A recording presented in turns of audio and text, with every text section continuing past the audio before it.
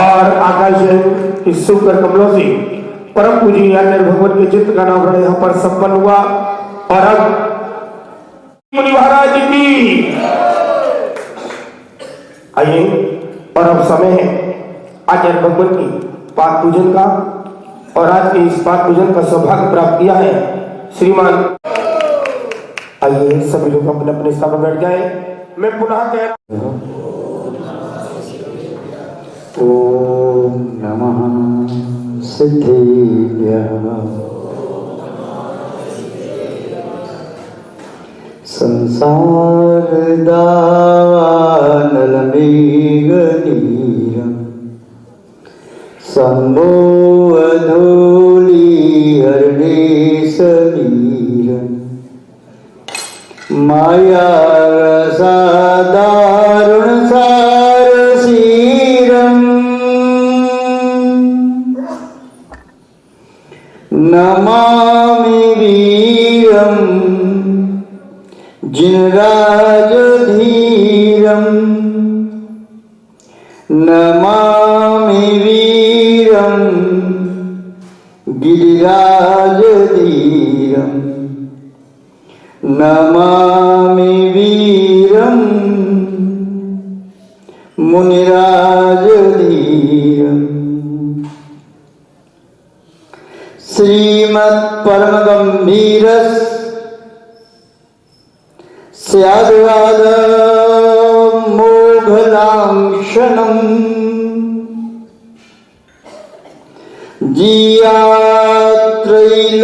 जियात्रैलोक्यनाथस्य शासनं जिनशासनम्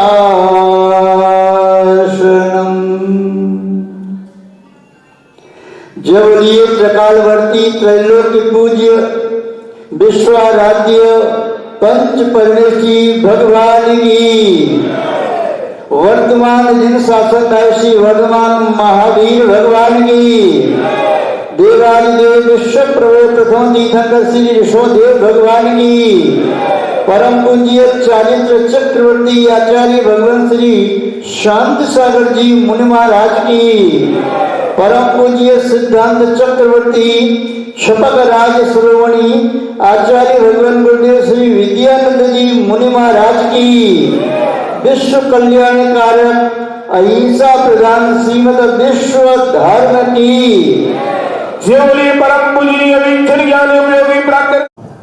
यह जिन शासन शाश्वत है, अनादि निधन है, जिसके हम और आप सब अनुयायी हैं, इसकी छत छाया पाकर के आत्मित कर सके इस भावना से जैनम जयतु शासनम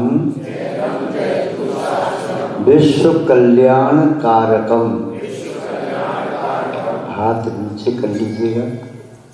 तीनों लोकों में, तीनों कालों में जिन शासन के अतिरिक्त अन्य कोई ऐसा शासन नहीं है जो इस आत्मा को परमात्मा बना सके। जिन शासन अनादि निधन है, अन्य सभी शासन बरसात में बहने वाले बरसाती नाले की तरह से उत्पन्न होते हैं, लुप्त हो जाते हैं। किंतु जिन शासन अनादिकाल से अनंत तीर्थंकर भगवंतों द्वारा प्रवर्तमान, अनंतानंत केवली भगवंतों द्वारा प्रवर्तमान, ये जिन शासन अनादि निधन है, कभी लुप्त नहीं होता। यदि कहीं किसी क्षेत्र में काल विशेष में लुप्त हो भी गया तो कहीं दूसरी जगह अवश्य रहता है। अर्थात विदेश क्षेत्र में वह शाश्वत रूप से जिन शासन हमेशा रहता है। भरत क्षेत्र, ऐरावत क्षेत्र में ये भूभूमि के काल में लुप्त हो जाता है। कर्म भूमि के काल में भी कदाचित हुंडा सपनी काल दूष से कहीं लुप्तता देखी जाती है। तो ये जिन शासन मंगलमय है, आत्मा को परमात्मा बनाने वाला है। इस पवित्रतम जिन शासन की पावन सन्निधि जिस किसी भव्य जीव को प्राप्त हुई, मंगल सानिध्य, ये लोक कल्याण प्रदायी इसकी निस्रा जिसे प्राप्त हुई, उसने निस्संदेह अपनी आत्मा का हित किया है। और जो दूरवर्ती भव्य हैं व अभव्य हैं व जिन्होंने कोई खोटी आयु का बंध कर लिया है, वे जिन शासन को प्राप्त करके आत्मा का प्रत्यक्ष में हित नहीं कर सकते, किंतु आप और हम सभी तो आसन्न भव्य हैं और कोई ऐसी खोटी आयु का बंध भी नहीं किया। यदि बंद किया होता तो जिनेंद्र भगवान के पाद मूल में बैठ करके उनका नाम स्मरण नहीं कर पाते। यदि खोटी आयु का बंद किया होता तो सबने शकट की यात्रा नहीं कर पाते। यदि खोटी आयु का बंद कर लिया होता तो यथाजात दिगंबर साधु के कर कमल में एक ग्रास भी आहार नहीं दे पाते। यदि बंद कर लिया होता तो भगवान के समोषण का तीनों संध्या कालों में ध्यान नहीं कर पाते। यदि बंद कर लिया होता तो संलेखना मत लेकर के उत्तम समाधि मन करने का भाव नहीं आता। यदि बंद कर लिया होता तो आपके जीवन में कभी अणुगति भावगति बनने का भाव नहीं आता। इससे सिद्ध होता है कि आप सब भविष्य के परमात्मा हैं, भविष्य के केवली हैं, निकट भविष्य के मोक्षगामी हैं।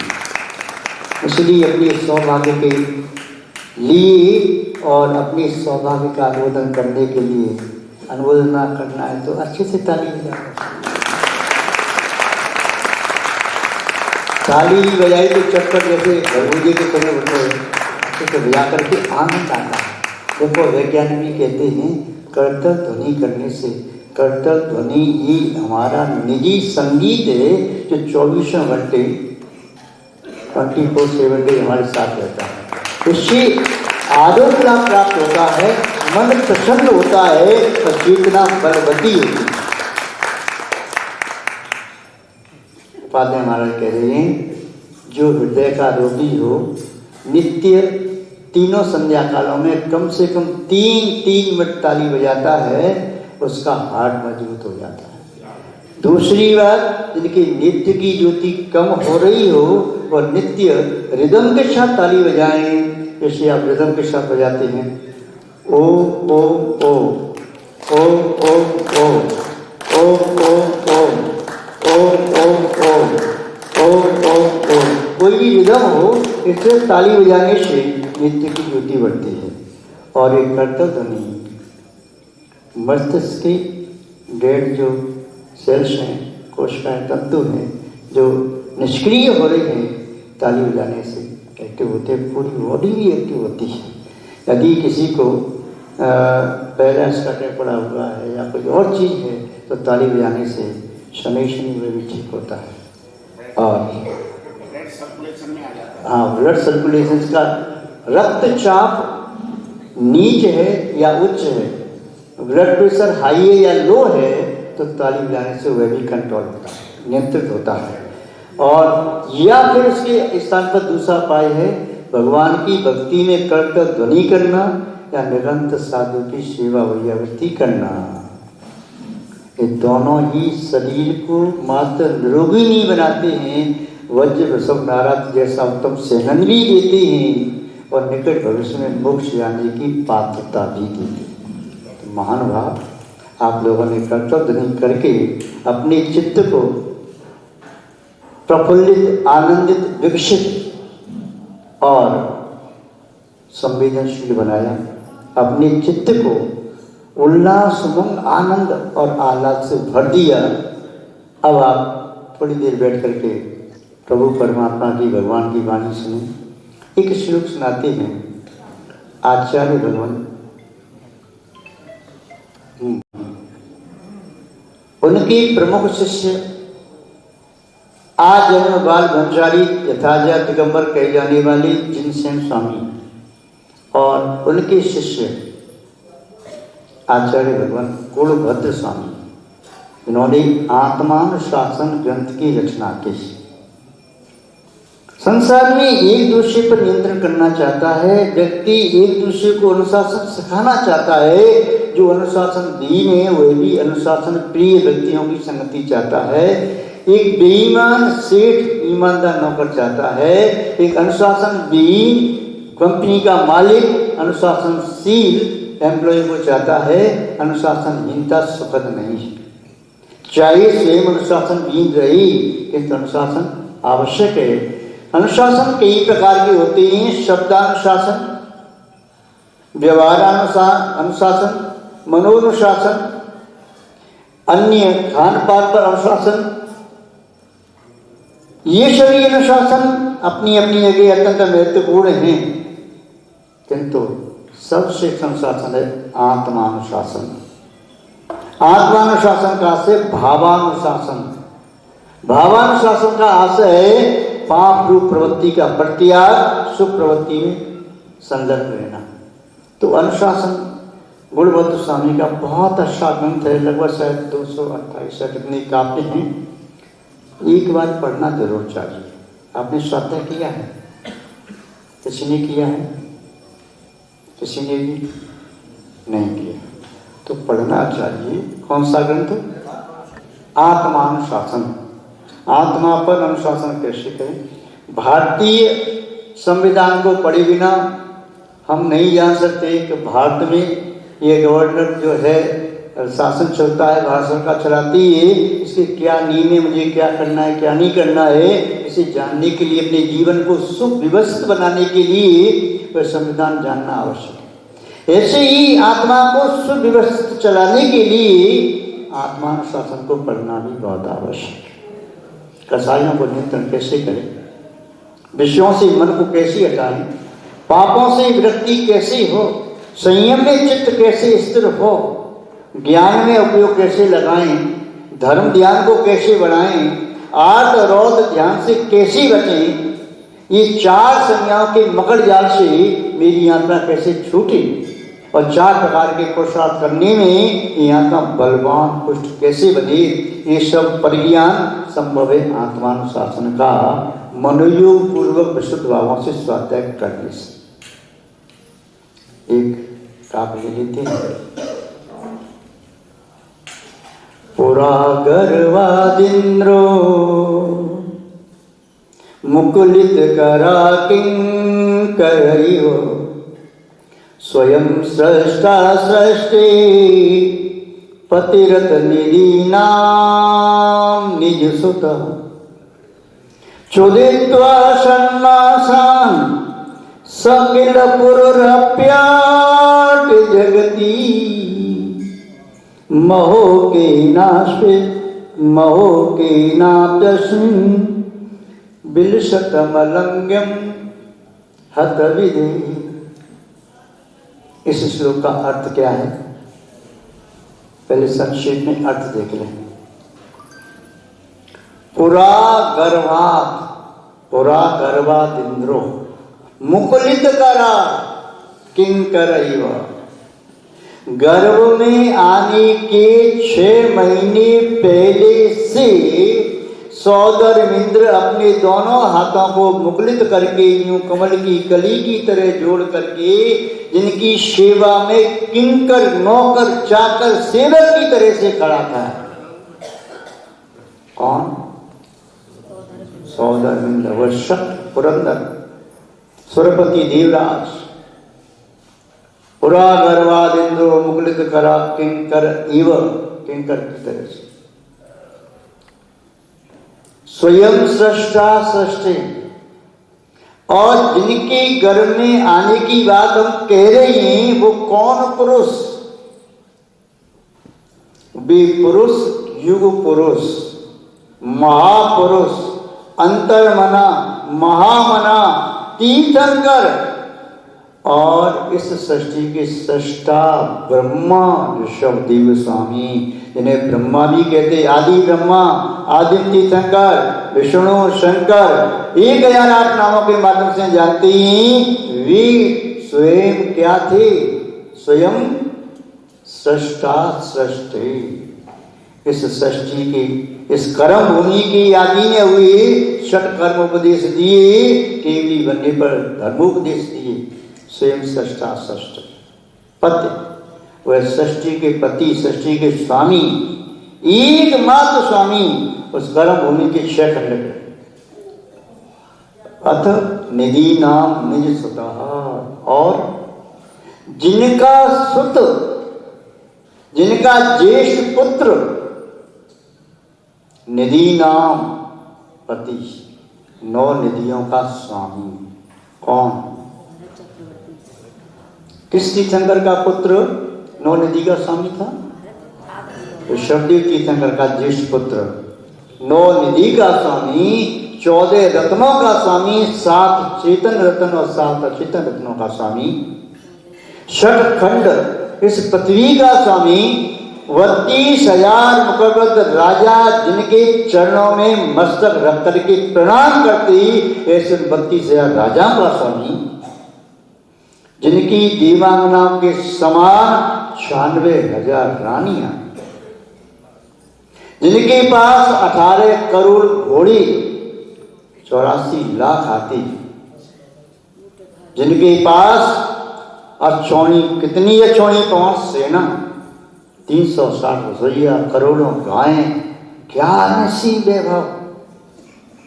पहले पुत्र के पास, दूसरे पुत्र बाहुली के पास 1,000 रानियां, मदन सुंदरी प्रधान, जैसे भद्रवती की सुभद्रा, जैसे बाहुली की प्रधान रानी मुखपट रानी मदन सुंदरी, अन्य वृषभ से अनंत वर भी इत्यादि अंगभंग इत्यादि पुस्तकों की भी लगभग 1,000 रानियां। और जिन ऋषभदेव भगवान के पास मौन सुयोति देकर के शादी हुई, इंद्र ने शादी कराई, पानी संस्कार हुआ, कच्छ माकच्छ राजाओं की बहनों से नंदा सुनंदा, सरस्वती और सुनंदा, 2 पत्नी, नमी अभिनमी की बुआ, वीर ऋषभदेव भगवान जिनकी 2 बेटियां ब्राह्मी और सुंदरी। किसी पिता की सेवा करने वाला, यदि किसी की बेटा नहीं है तो एक बेटी भी है, तो वृद्ध अवस्था में बेटी अपने पिता की निजा पार कर देती है। और जिसकी बेटी एक नहीं 2-2 बेटियां हों, और पुत्र जिसके एक नहीं 101 पुत्र हों, और बेटी निर्धन नहीं, विकलांग नहीं, असहाय नहीं, सब अपने अपने देश के राजा, और वे पुत्र भी कुंवारे नहीं या विदुर नहीं, जिनकी पत्नी मर गई हो, पिता की सेवा कैसे करें, इनके पास एक नहीं 1,000 रानियां। और इतना तो परखर अलग है, एक रानी की सेवा में 4-4, 8-8 दासियां सेविका के रूप में। और जिस चक्रवर्ती के पास 96,000 रानियां, लाखों पुत्र पुत्रियां और करोड़ों की संख्या में इनके सेवक नौकर चाकर, स्वयं सृष्टा सृष्टि पतिरथ निधि नाम निज सुतः। तो शब्द भगवान की बात चल रही है। छुदित्वा षण्मासान, वे भगवान ऋषभदेव दीक्षा के बाद 6 महीने का उपवास करके बैठी, उन्हें आहार के लिए निकली तो 6 महीने तक आहार नहीं मिला। जिनकी गर्भ में आने के पहले अष्ट कुमारिका माता की सेवा में लगी, 56 कुमारिका सेवा में लगी, और देव सखा बन करके वहां पर आ गई सेवा में। जन्म होते ही पुनः सेवा करने लगे। गर्भ कल्याणक बनाया सौदामिनी ने। कुबेर ने गर्भ में आने के 6 महीने पहले से रथों की वर्षा कर दी, नगरी की रचना की, देव सखा कहती रही, नित्य वस्त्र आभूषण अमृतोपमा भोजन स्वर्ग से आता रहा। प्रारंभ के दिनों के लिए सौदामिनी तीर्थंकर के मुष्ट में अमृत का सिंचन किया, और अमृत सिंचन से प्रारंभ का संवर्धन हुआ देह का। इसीलिए संस्कार पढ़िए बालक बालिकाओं में, आज भी लोग उनका चूसते कि अमृत निकल के आ जाए, पर अब निकलता नहीं। वीर ऋषभदेव जब दीक्षा ली यथाजा दिगंबर मुनि बन गए, क्षुदित्वाश्रमासाम सैव सकिल एव पुनरप्याट जगति। वी इस पृथ्वी के सम्राट, तीनों लोकों के सम्राट, तीनों लोकों में सबसे ज्यादा वैभव संपन्न सौदर इंद्र, जो उनके चरणों में हाथ जोड़ के नौकर की तरह से, सेवक की तरह से खड़ा है, वे भगवान शब्द क्षुदित्याश्रमासाम सकिल पुनरप्याट जगति महो के ना प्रश्न बिलसत मलंगे मत। इस भाग्य की लीला तो देखो। भी भगवान शब्देव स्वामी भी 13 महीने 8 दिन तक निराहार रह सकते ही, उन्हें आहार नहीं मिला, एक कर्म किसी को नहीं छोड़ता। तीर्थंकर पार्श्वनाथ स्वामी जिनके कल्याणक गर्भ जन्म तब 3 कल्याणक हो गई, उन्हीं अवस्था में उन पर ही सम्मान पर सम्मान शब्द उपसर्ग कर रहा है। कहाँ है सौदम ने सेवा करने वाला? महावीर स्वामी पर अवसर हुआ, सुभाषना स्वामी पर अवसर हुआ, अन्य कितनी कितनी महापुरुषों को अवसर हुआ। यदि चंद्रगुप्त को आहार नहीं मिला भद्रवल स्वामी की समाधि के बाद, तो पुनः देवों ने आकर के 12 साल तक नगर बसा करके आहार दिया। शब्द तीर्थंकर को आहार देने वाला कोई नहीं। 13 महीने 8 दिन के बाद देव तो सब अवधियानी होती है, किसी को भी सपना दे देते, किसी को बता देते भाई की विधि यार की ये है उनके कुल का। वह राजा सोमप्रभ और युवराज श्रेयांश, जब उन्हें पूर्व की याद आई 8वां पहले की, श्रीमती की पराय में जब मैं था और शब्द भगवान बच्चन की पराय में थे, तब हमने अपने ही पुत्रों को दमोदर और सारस्वत मुनि महाराज को सब सरोवर पर विदेश क्षेत्र में आहार दिया था। आहार की विधि ये है, मुनिराज आहार की चर्चा के लिए आई और तो उन्होंने प्रधान करके आहार दी। भाभी की लीला तो देखो। जब शब्द जैसे तीर्थंकर को कर्म नहीं छोड़ सकता, तो आप और हम यदि अज्ञानता में, प्रमाद में, कषाय के आवेश में कुछ भी काम कर रहे हैं, ये टाइम को चाटने वाला चूहा राजा के सती जी में है।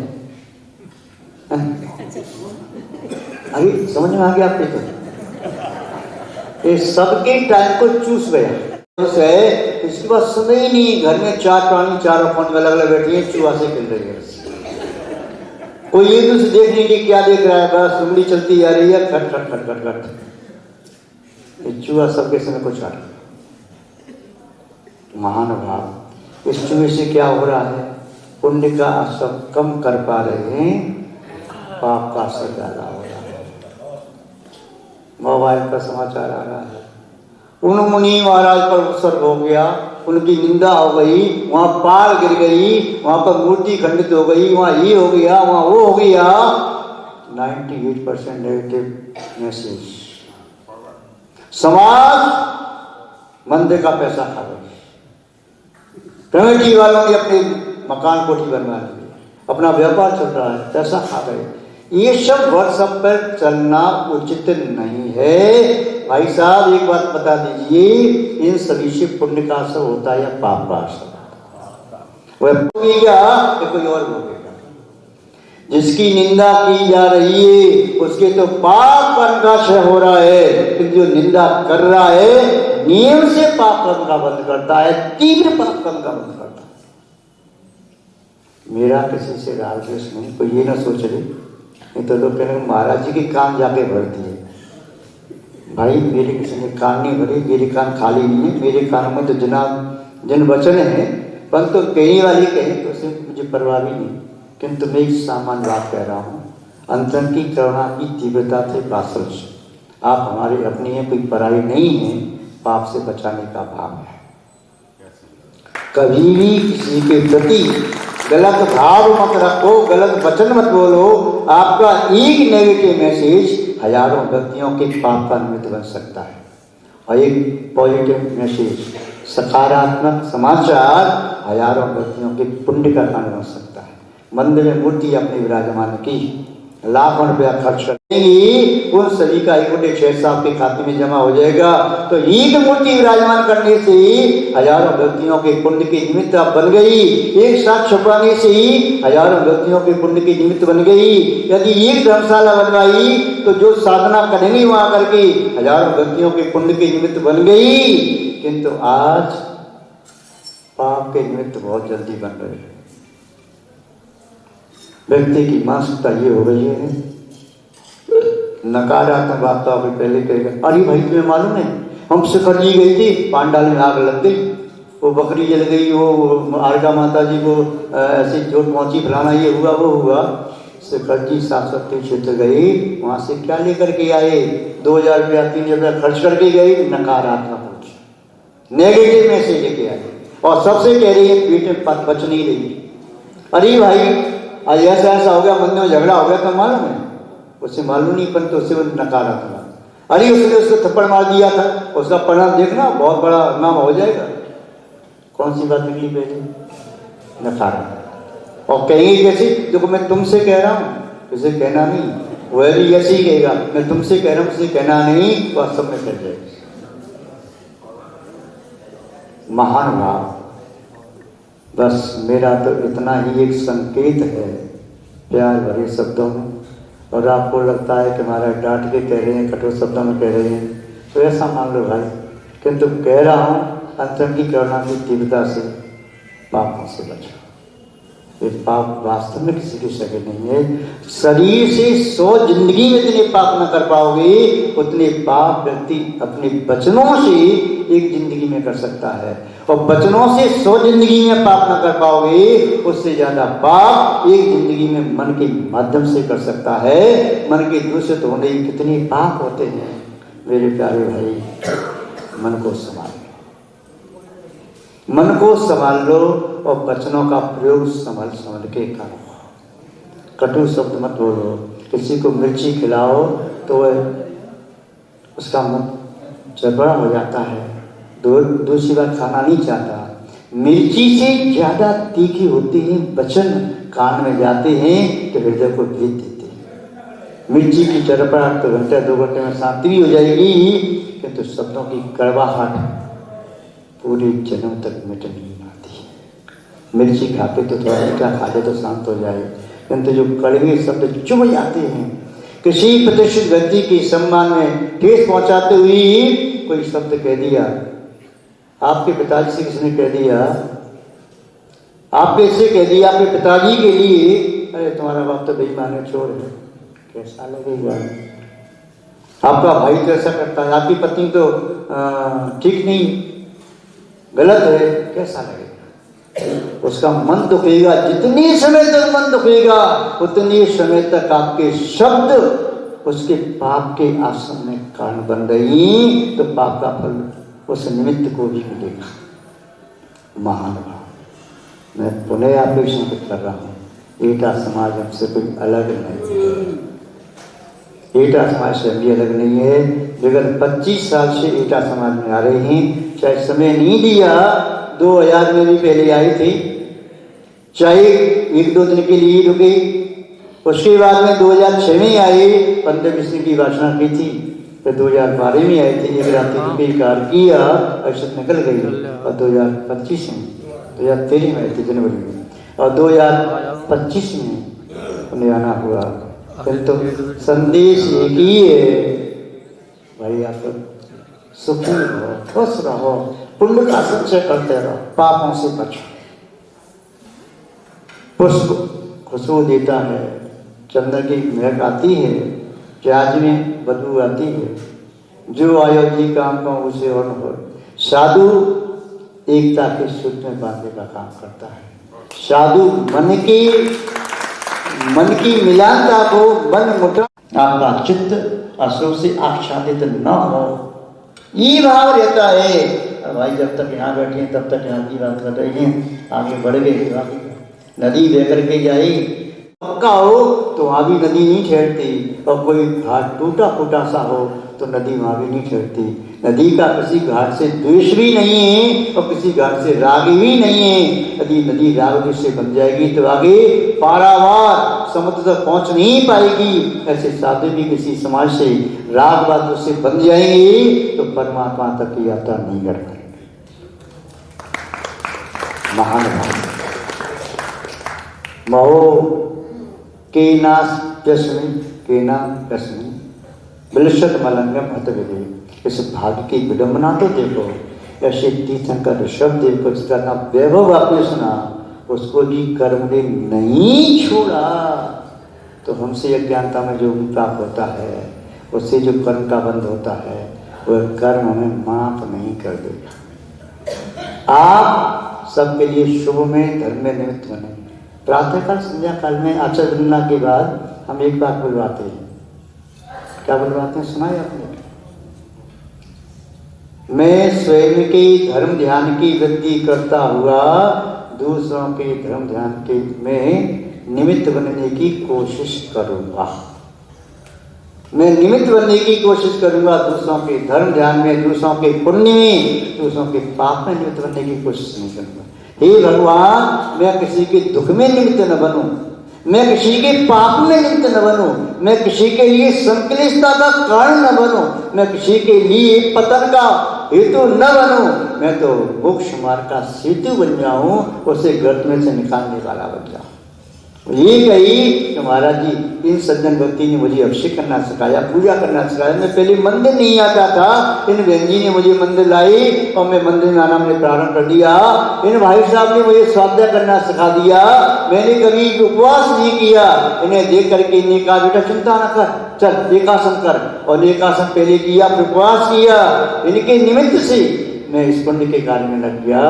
ऐसे निमित्त बनो, ऐसे निमित्त मत बनो भाई। मैं राग देश की चर्चा से परेशान हो गया था, इसलिए मैंने तो मंदिर जाना ही छोड़ा। मैं पहले मंदिर जाता था, पूजा अभिषेक करता था, और मैं मंदिर जाते ही सबसे पहले गंदी चर्चाएं होती थी। मैंने अभिषेक करना छोड़ दिया, पूजा करना छोड़ दिया, जाप लगाना छोड़ दिया, मंदिर जाना छोड़ दिया। आपके निमित्त से कोई अपने धर्म ज्ञान को छोड़ नहीं दे। आपको क्रोध आता है, क्रोध आता है तो क्रोध में आकर के किसी का आपको हाथ तोड़ना है, हाथ तोड़ दो, पैर तोड़ना है, पैर तोड़ दो, सिर फोड़ना है, सिर फोड़ दो, तब भी संतुष्टि नहीं होती। मारपीट करना खूब करो, किंतु जीवन में मेरे भाई एक बात ध्यान रखना, कभी उसकी श्रद्धा को नहीं तोड़ देना। यदि हाथ पैर टूट गया डॉक्टर ठीक कर देगा, सिर फूट गया डॉक्टर ठीक कर देगा। यदि मारपीट की ये सिकाई करने पर औषधि से उसका वह चोट वह रोग दूर हो सकता है, किंतु श्रद्धा को तोड़ दिया तो अनंत काल तक इसकी श्रद्धा टूटी हो वह भी भ्रमण कर सकता है संसार में, और जिसने श्रद्धा तोड़ी है वह भी संसार में परिभ्रमण कर सकता है। इसलिए जीवन में एक संकल्प कर लो, मैं कोई ऐसा कार्य नहीं करूंगा जिससे किसी की श्रद्धा टूटी। मैं कोई ऐसा वचन नहीं बोलूंगा जिससे किसी की श्रद्धा टूटी। मैं कोई ऐसा मनोभाव विचार मन में नहीं लाऊंगा जिससे किसी की श्रद्धा टूटी। मैं अपने मोबाइल पर ऐसा कोई मैसेज नहीं भेजूंगा जिससे किसी की श्रद्धा टूटे। और आप बना के नहीं भेज रहे तो आपके पास आ रहा है तो आप फॉरवर्ड कर रहे हो। वह धर्म की प्रभावना के समाचार फॉरवर्ड करो, अब प्रभावना के नहीं। बात समझ में आ रही है? आ रही है कि नहीं आ रही है? आ रही है। देखो लौट के जब तक आए तब तक देख लेंगे कितनी समझ में आ रही है। हमारा एक ही भाव है कि जिस समाज में जाएं, जैसा पाद्य महाराज कह रहे, अपनी स्नेह और वात्सल्य के धागे से पूरे समाज के बिखरे मोतियों को एक धागे में पिरो करके एक जगह स्थित कर सके। हमारा भाव ही नहीं रहता कि माला टूटी मोती पकड़ जाए। यही भाव रहता है। कहीं समाज में जाते ही हमारा पुरुषार्थ इसी में रहता है कि समाज जो एक होती है वह समाज नेक होती है। जो समाज एकता के सूत्र में बनी होती है वह बड़े से बड़े कार्य करने में समर्थ होती है। और जहाँ समाज बाहर से एक बनी रही, संतरे की और मौसमी की कली की तरह से बाहर से दिखाई दे रहा है और छिलका निकलते ही सब फांक अलग अलग बिखर जाती है। ऐसे ही नहीं, बाहर से यदि कहीं लगे अलगाव है, तरबूज पर या खरू पर जो लाइनें होती हैं अलग अलग, किंतु दिखती हैं अलग अलग होती नहीं। और अंगूर ऐसा होता है कि वह अलग अलग दिखाई दे रहा है और है भी। और सेब कैसा है, जिसमें न अलग अलग है, न अंदर से अलग है, न बाहर से। तो एक हुआ बाहर से अलग अलग दिखाई दे रहा है, अंदर से नहीं, तरबूज खरबूज की तरह से। अंदर से अलग अलग है, बाहर से नहीं दिख रहा है, मौसमी संतरा की तरह से। और अंदर से भी अलग अलग, बाहर से भी अलग अलग, प्रत्येक अंगूर का पीस अलग अलग दिखाई दे रहा है। और सेब न अंदर से अलग अलग है, न बाहर से अलग अलग है, एक एक है। तो हमें सेब की तरह से बनना है। सेब की तरह से बनोगे तो जिंदगी सेफ रहेगी, सुरक्षित रहेगी, धर्म ध्यान सुरक्षित रहे। महान भाव। एक छोटा सा प्रसंग सुना करके बात पूरी करें। कृषि नगर में एक नगर सेठ रहा करते थे। उन सेठ जी की बड़ी प्रतिष्ठा थी, मान सम्मान था, आदर था। वह सेठ सबके प्रति अच्छी भावना रखते थे, पूरी नगर के लोगों को अपना परिवार जैसा मानते थे। कोई गरीब निर्धन दुखी दिखाई देता तो वह स्वयं अपना द्रव्य लेकर के उसकी सहायता करते। कई लोग तो उन्हें भगवान जैसा मानते थे। समय बढ़ता गया, वह सेठ अब युवा अवस्था से प्रौढ़ अवस्था को प्राप्त हो गई और प्रौढ़ अवस्था से वृद्ध अवस्था में प्रवेश कर गया। और वृद्ध अवस्था कैसी होती है?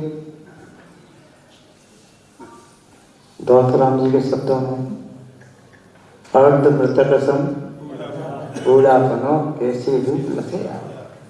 वृद्ध अवस्था तो इतनी दयनीय अवस्था है कि स्वयं के पैर भी जवाब दे देते हैं इस शरीर का वजन ढोने में।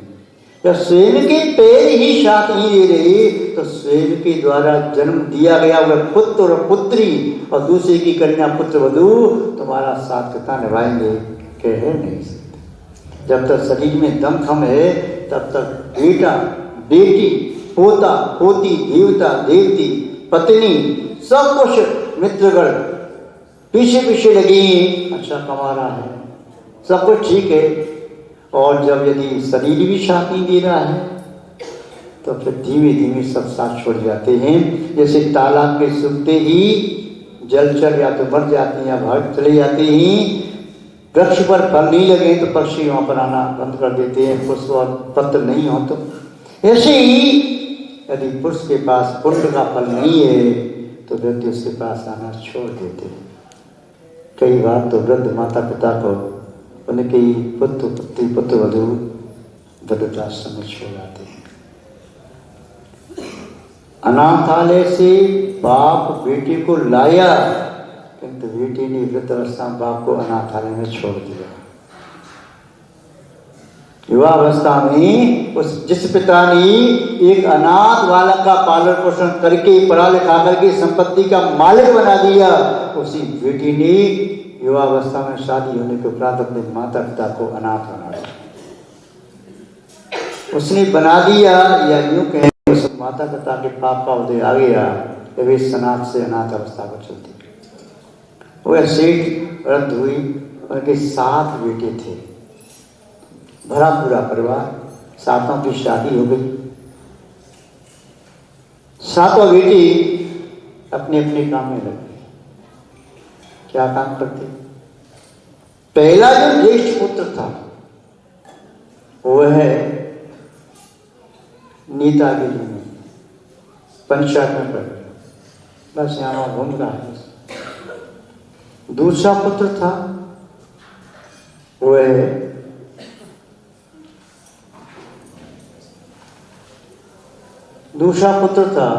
वह भी तिकड़नी था, जुआर करने में। तीसरा पुत्र था व्यापारी। चौथा पुत्र था वह किसान था। पांचवा पुत्र था, वह अंधा था। छठवां पुत्र था, वह भगवान की भक्ति में संलग्न रहता था। इस प्रकार से छठवां पुत्र था, वह भी किसान के साथ जाता, गाय आदि चराता। ऐसे सातों पुत्र अलग अलग है। जब जॉइंट फैमिली थी, संयुक्त परिवार था, तो सब ठीक चल रहा था, किसी कोई विकल्प नहीं आया। किंतु जो पुत्र खेती करता था, मान लो बड़े पुत्र को ही मान लो खेती करने वाला है, तो वे कहता था मैं दिन रात मेहनत करता हूँ, सुबह जाता हूँ 4 बजे से रात के 9-10 बजे लौटता हूँ, इतनी मेहनत करता हूँ, मैं मेहनत नहीं करूँ तो पूरा परिवार भूखा मर जाएगा। किंतु फिर भी सोचता था कोई अलग थोड़ी, मेरे भाई हैं, मेरी भावज हैं और मेरे माता पिता हैं, कोई बात नहीं। तो उसकी पत्नी उसके पीछे पड़ गई, सुनो जी अब हम न्यारे होंगे। उसने कहा पागल हो गई क्या, कैसे नहीं आ रहे? अपने भाइयों से, माता पिता से?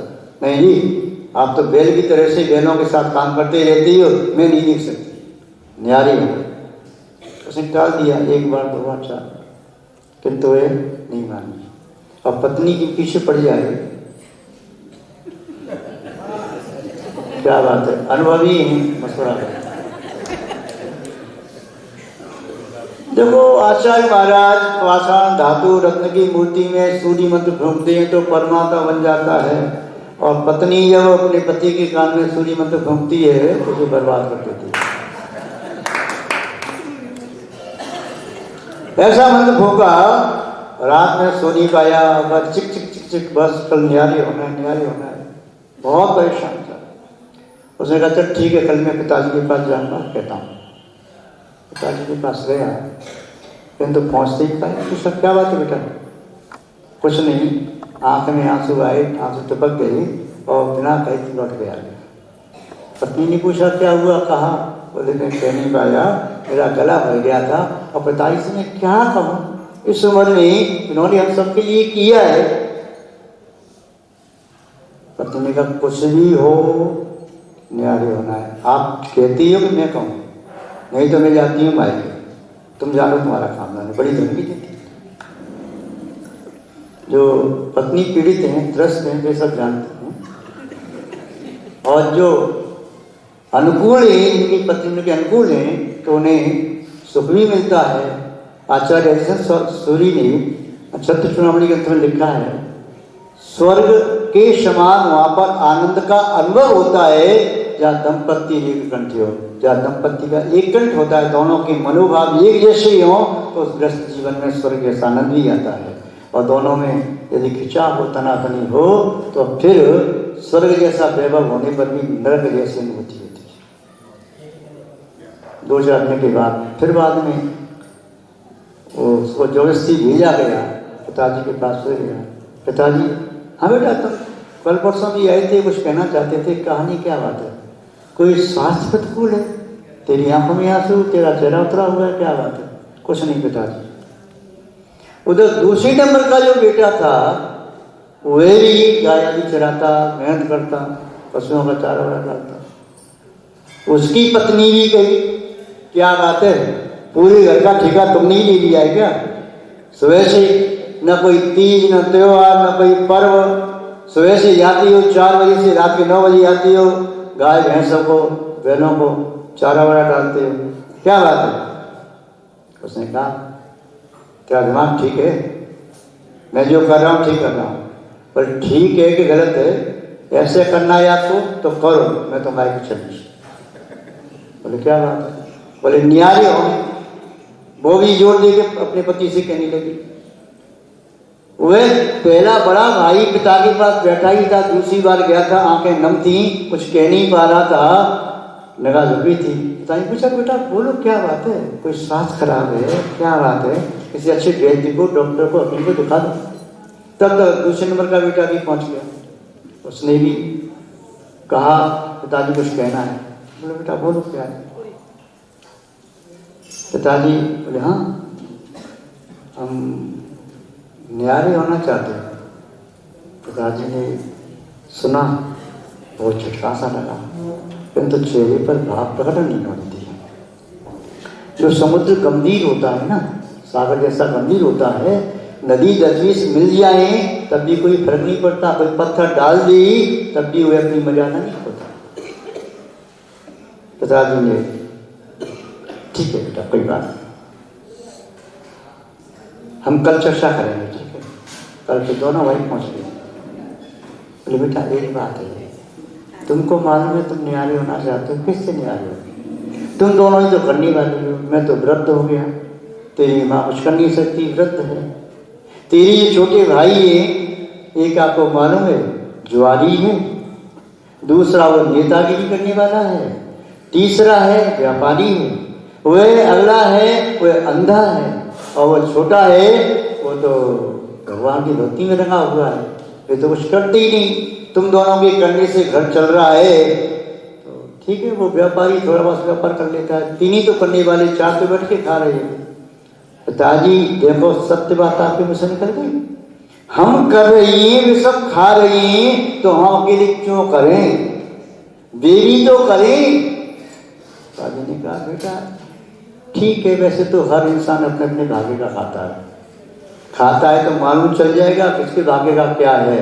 कल से हम यदि खेती पर काम करने न जाएं, ये अपनी गाय आदि न चराई तो मालूम चल जाएगा व्यापारी कुछ कमाता है। ठीक है बेटा, सातों बेटों को सातों बहुओं को बुलाया, पिताजी और माँ 16 प्राणी बैठे, चर्चा की कि इस प्रकार की बात आई है तो चलो न्यारी न्यारी कर देते हैं, किंतु एक बात है, बोलो पिताजी, न्यारी होने के उपरांत किसका पुण्य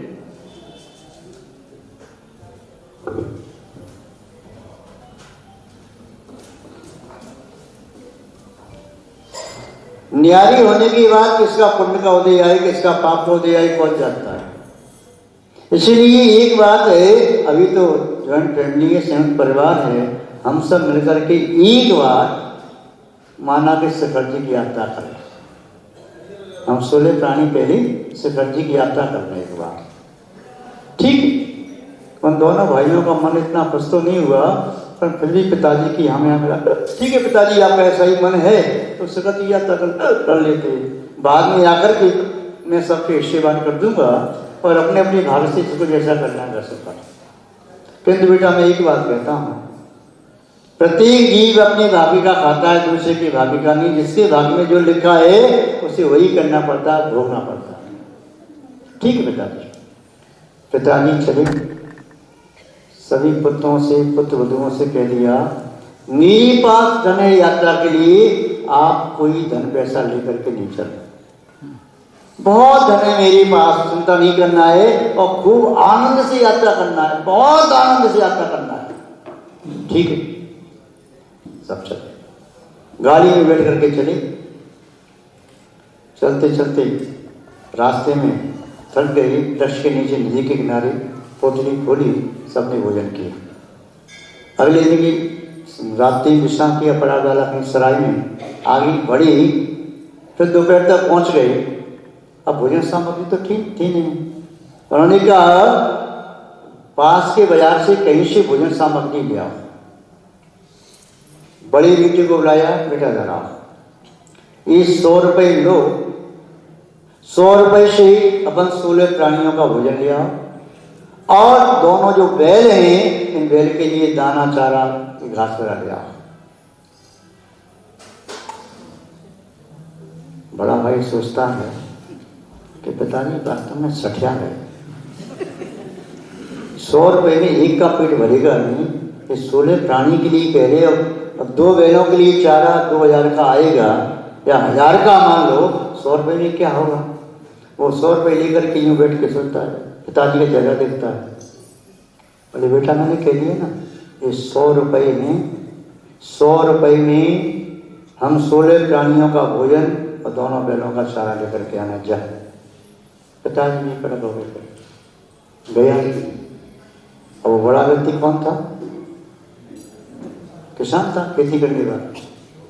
अब गया अब क्या करे 100 रुपए में? तो बोलता कहाँ लाऊं, क्या लाऊं, 100 रुपये में कुछ नहीं आएगा। कोई तजुर्बा नहीं उसे व्यापार।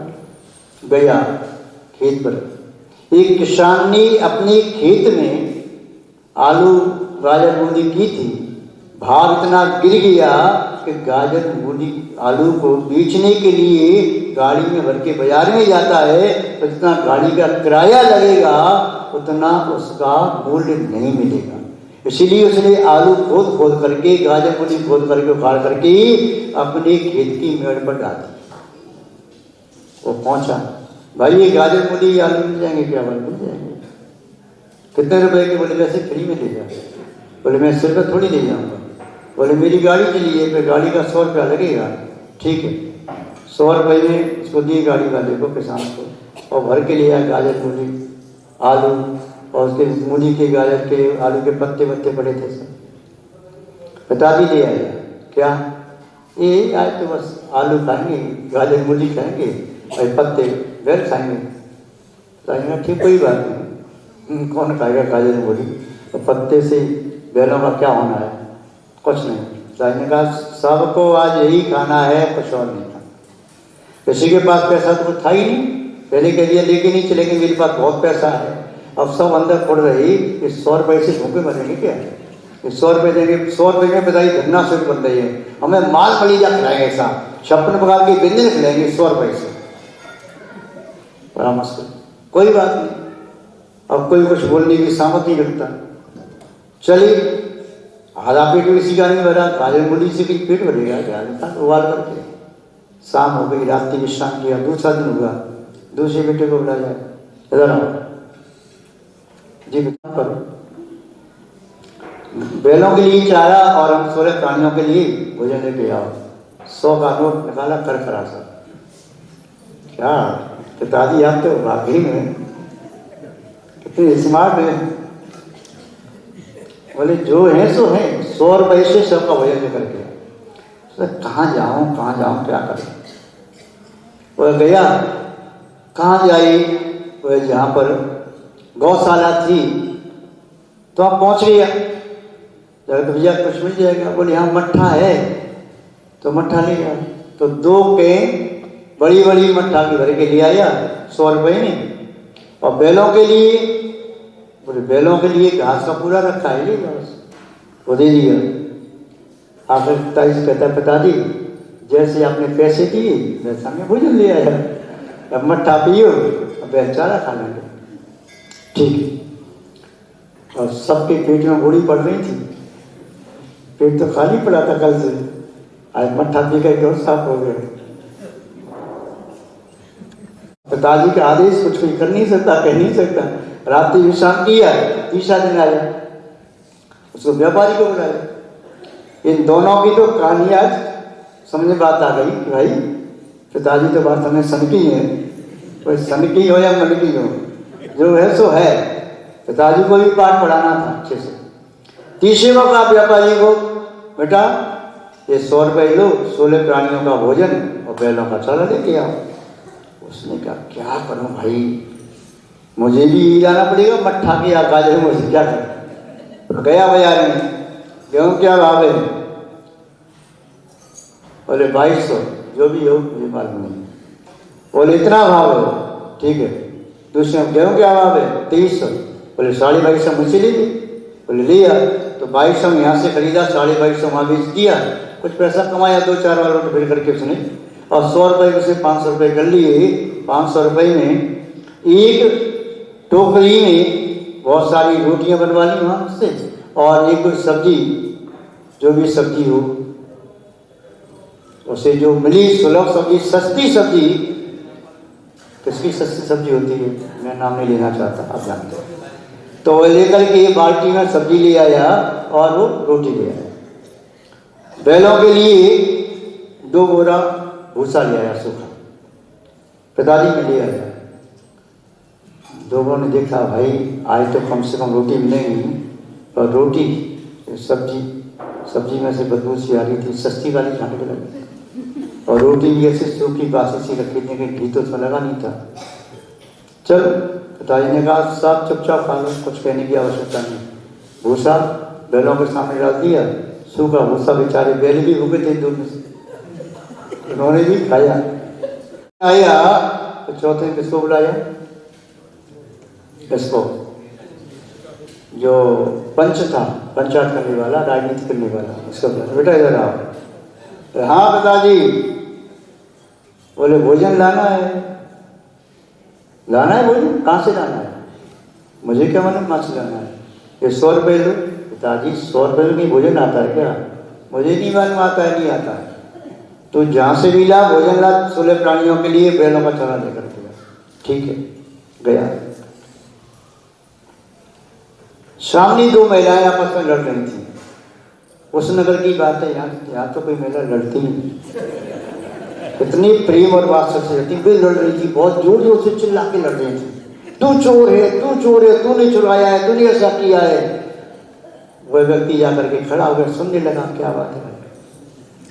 दोनों से पूछा, बहन जी यदि आपको कोई हर्ज ना हो तो आपकी लड़ाई का कारण मैं जान सकता हूँ? भैया मैं सौगंध खाती भगवान की, मैंने इसका हाथ देखा ही नहीं। ये कहती है मेरा हाथ तूने चुराया है। वो कहती है भैया मैं सौगंध खाती भगवान की, मेरा हार ही रखा था, ये घर में आई थी, इसके बाद कोई घर में नहीं आया, मेरा हार कहाँ गया? हार चुरा लिया। वो बोलता है यदि मैं आपकी लड़ाई का निपटारा कर दूं तो मुझे क्या दो? जिस पर आक्षेप लगा था, भैया मैं 500 रुपये दूंगी यदि मेरे ऊपर से ये चोरी का आरोप हट जाए तो। दूसरी महिला ने कहा मेरा हार मिल जाए मैं तो 1000 रुपये दे दूं। पर ठीक है कोई बात नहीं। उसने देखा हार कहाँ रखा था? यहाँ रखा था। आसपास देखा, कहीं हार कहीं न कहीं दिया, पर कहीं निशान से दिख रहे थे। कहीं कच्ची जमीन पर एक निशान से पड़ी लकीर से दिख रही थी। आगे गया, देखता गया, दीवार के सारे छेद था। उसमें देखा, उस छेद को उससे खोद करके देखा, उसमें हार पड़ा था। उस हार में कहीं लाख लगी होगी, तो चूहा पकड़ के ले गया, खाने की सामग्री समझ करके हार निकाल के उसे दे दिया। दोनों ने कहा भैया तुमने हमारा एक मामला निपटा दिया, ये 500 रुपये लो भाई, मैं तेरा अपकार नहीं भूलूंगी। उसने 1000 रुपये दे दिए। अब कितने रुपये हो गए? 1600 रुपये। उसने कहा ठीक, मुझ समय ताप दिया, अब लेके जाऊंगा भोजन। वो भोजन सामग्री लाया, रोटी भी गरम गरम सी थी, थोड़ा घी भी लगा था, सब्जी भी ठीक ठाक थी, और बैलों के लिए चारा भी ठीक ठाक, हरा चारा ले लिया और लेकर के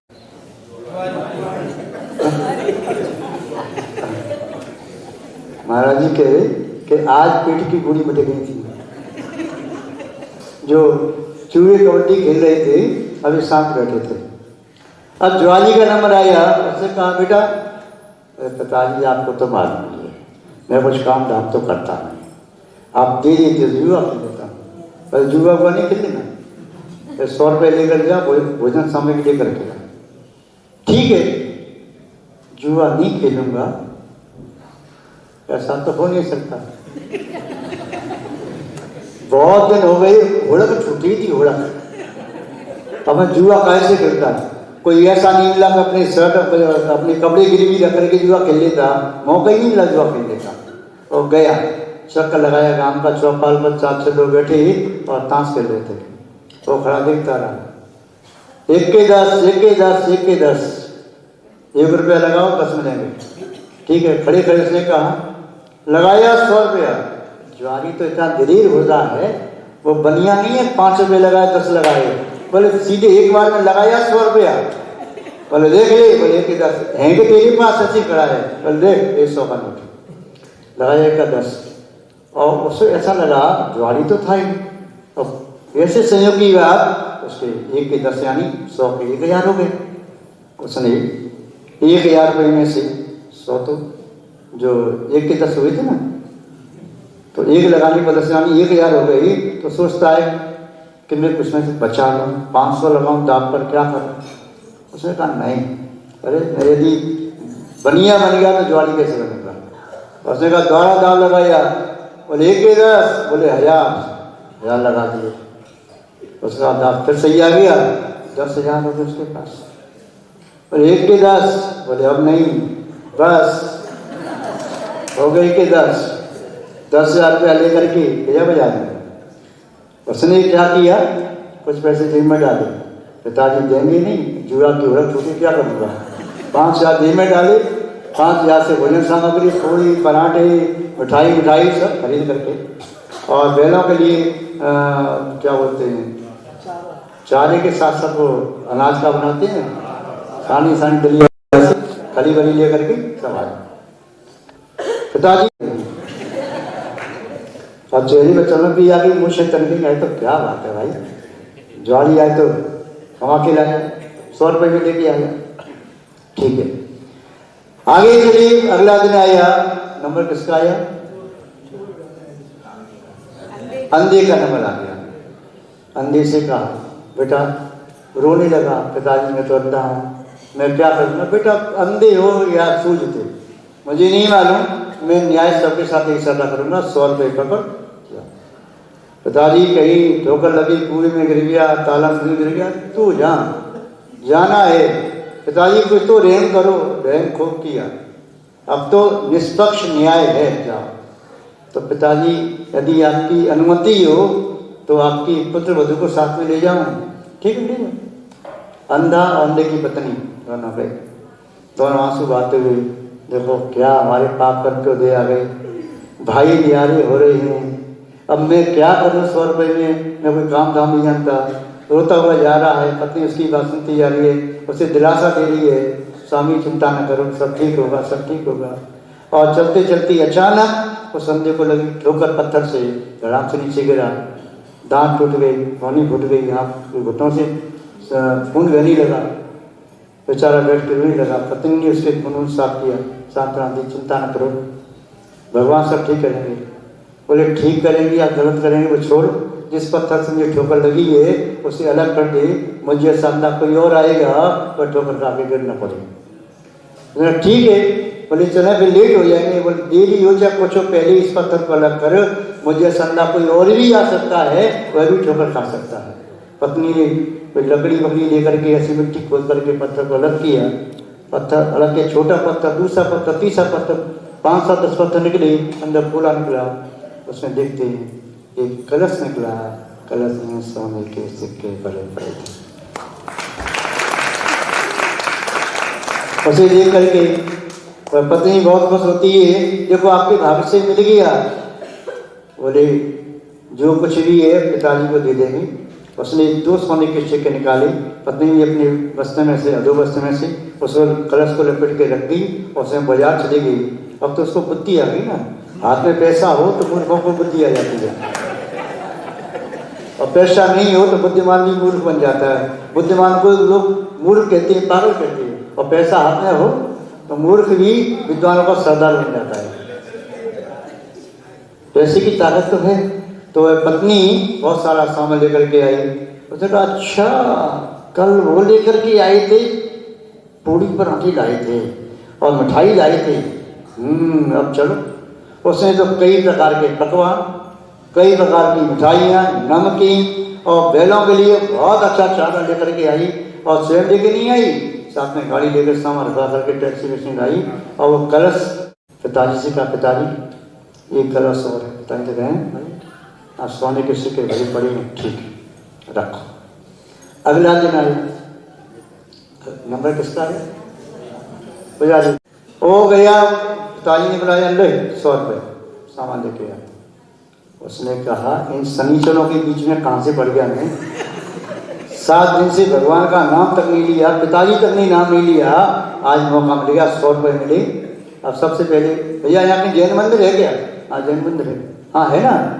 और कोई ले गया नेमनाथ मंदिर कहीं ले गया होगा। और बाहर ब्रह्मचारी की दुकान से सामग्री खरीदी पूजन की, उसने दावत चावल वावल और किशमिश और क्या नाम है गली गोला वगैरह सामग्री तैयार की, मन में पहुँचा, नहाया धोया और मैंने भगवान का खूब अभिषेक किया, खूब अभिषेक किया, खूब अभिषेक पाठ किया, विनय पाठ पढ़ा, पूजा पाठ किया और इतना मस्त हो गया। सोचा कि आज 500 दिन के बाद भगवान तुम्हारे दर्शन हुए, अभिषेक करने का मौका मिला। क्या बताऊँ, ऐसा लग रहा है जिस नारकी के बीच में फंस गया मैं तो। आज आप क्या मिले, मुझे तो तीनों लोग का राज मिल गया। और पूजा करते करते करते इतना मस्त हो गया, सुबह का निकला हुआ बंदा 5:30 बज गई, इसे होश ही नहीं गया कुछ जाना कहीं। किसका भोजन किसका चारा जो होगा सो। मैं तो बैठा अपने भगवान खान बेचारा बैठा मस्ती से। जब संध्या काल होने को आया, सूर्य अस्ताचल को जाने लगा और उससे याद आया भाई पिताजी के पास जाना है, डांट तो पड़नी है। अब बचपन से डांट खाता रहा, पूजा फिर भी मैंने छोड़ी नहीं, मंदिर जाना छोड़ा नहीं, पिताजी की डांट खाई, माँ की डांट खाई, सब भाइयों की डांट खाई, सबसे छोटा तो था ही, किंतु मैंने पूजा रुकती नहीं छोड़ी, आज फिर डांट खा लूँगा। और रही बात ये कि मेरा पेट खाली है, तो खाली क्यों रहेगा, और इतने लोगों की डांट पड़ेगी उससे पेट अपने भर जाएगा। अब पहुंचा, मतलब पिताजी आज तो सब उपवास करेंगे और मैं कुछ नहीं लाया। बोले पागल बनाता है, ये इतनी गाड़ियां खड़ी हैं, सबके लिए नए वस्त्र, नई आभूषण, नाना प्रकार के फल, व्यंजन, पकवान, इतना सारा सामान, सब सेवक लगे हैं, तू अभी लेकर के आया। पिताजी मैं कहाँ लेकर के आया, मैं तो अभी आ रहा हूँ, मुझे मूर्ख बनाता है, अभी तो तू आया था 3-4 घंटे पहले। पिताजी मैं नहीं आया, मैं तो अभी आ रहा हूँ। तो कौन आया, अभी तू ही तो आया था। पिताजी हो सकता है कि मंदिर के क्षेत्रपाल ने मेरा रूप बना करके ही मेरी गलती दे करके ये सब दिखाया। तब तक वो दीप प्रकट हो गया, क्षमा करें, अब पुण्यात्मा जी ने आपकी भक्ति देख करके मेरा मन आया और आपका मेरी अवधि ज्ञान से जान लिया कि आप कौन है क्या है। तो इस तरह मैं आपके पिताजी तक आया, आपका रूप बना करके आया क्रिया से, और ये सब मैंने किया। वंदना करके सबने वंदना की, शंकर जी की, लौट करके पहुँचे। पिताजी ने कहा बेटा आ जाओ, तुम्हारा हिस्सा बांट कर दें, न्याय हो जाओ, पर एक बात ध्यान रखना, तेरे भाग्य में इतनी मेहनत करने पर भी आलू प्याज गाजर मूली रहेंगे, कुछ नहीं मिलेगा तुझे। इतना काम करेगा तभी पेट भर पाएगा, तेरा भाग्य बहुत कमजोर है। दूसरी भी बुलाया गाय भैंस चराने वाले को, तेरा पुण्य इतना है केवल तू केवल मट्ठा पी करके गुजारा कर सकता है और माल मलिदा नहीं खा सकता। तीसरे वाले को बुलाया, बोले सूखी रोटी सड़ी सब्जी से। अगले वाले का पुण्य, बोले पूड़ी पकवान मिल सकते हैं। अगले वाले का पुण्य और ज्यादा। अब सबका पुण्य अलग अलग है। अंधे का कहा देखो इतना से सोना मिल गया भाग्य से कि जिंदगी भर खाता रहे, कुछ ना करे तो से कोई फर्क पड़ने वाला नहीं। और पुजारी जिसकी सेवा में देव लगी उससे तुम ईर्ष्या कर रहे हो। दोनों भाइयों ने पिताजी के पैर पकड़ ली, जो न्यारे होने की बात कर रहे थे। पिताजी हमारी समझ में आ गया, भाग्य से बढ़कर के कुछ नहीं है, हमने पूर्व में अब कोई पुण्य नहीं किया, इसलिए आज हमें इतना श्रम करना पड़ रहा है। महान हुआ कहने का अभिप्राय ये, घर में कौन काम कर रहा है कौन नहीं कर रहा है। कोई पूर्व का पुण्य लेकर के आया है तो बैठा बैठा खा रहा है, कोई पूर्व का पाप लेके आ रहा है, दिन रात मेहनत कर रहा है। इसलिए पुण्य कार्य में लगे रहो। और ये बात छोड़ दो कि पूरे घर का संचालन मैं कर रहा हूँ। प्रत्येक जीव का अपना अपना पुण्य पाप अलग अलग होता है। कोई किसी के पुण्य का खाता नहीं और कोई किसी के पाप को भोगता नहीं। अतः ये प्रसंग, ये दृष्टांत ये आपको बताता है हमें कभी अपने पुण्य के उदय में इतराना नहीं है और पाप के उदय में घबराना नहीं है। आज बस इतना ही पर्याप्त समझते हैं, लोग तैयारी कर रहे हैं। जय बोले श्री शांतनाथ भगवान की पूरी यात्रा।